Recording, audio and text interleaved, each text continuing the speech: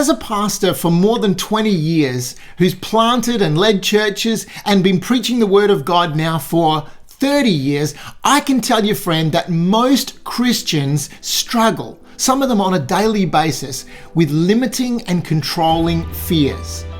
I mean, everywhere I minister, across every denomination, across every age group, amongst new believers, seasoned veterans of the faith, I meet people week after week who love Jesus, but are battling, often privately, fear, anxiety, and worry. And I can relate to that because, as I share in the book Fearless, I spent years trying to manage and control my fears. You know, for me, the turning point came when I got honest with myself and I admitted that fear had become a huge limiter in my life and I just needed it gone. You see, one of the things that I explain in Fearless is that fear tolerated is faith contaminated. Let me say that again. Fear tolerated is faith contaminated. See, for all the years that I continued to deny that fear was limiting me and I was willing to tolerate it, my faith remained weak and I wasn't experiencing the abundant life that Jesus made available. But when I was finally willing to face up to my fears and I refused to tolerate them anymore and I learned how to aggressively reject the fear by applying the Word of God, everything began to change for me. See, what a lot of people don't realize in life is that nothing just happens, okay? I mean, nothing just happens. What I mean by that is that everything that occurs in your life happens for a reason.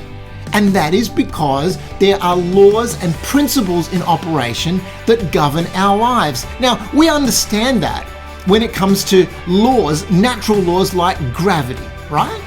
But what a lot of people don't know is that there are also spiritual laws and principles that are also working all of the time. They work whether you are willing to acknowledge them or not. And just like the law of gravity, or let's say the law of lift, they will work for anyone who engages with them, and they always produce predictable results. And so in chapter 7 of Fearless, I explain how these spiritual laws work. And I'm going to reveal how our daily choices, our decisions, our words, our actions are what put those spiritual laws into motion, and they activate things in our lives either for good or for bad. Friend, knowing about these laws and understanding how they work is vitally important if you want to start living in victory and slamming the door in the face of fear. See, here's the thing. Just because someone knocks at your door does not mean you have to open it and allow them to move into your spare bedroom, right? Well, it's the same way with fear. Fear is going to come knocking. You can't stop fear from knocking at your door, but you don't have to open the door and welcome it in.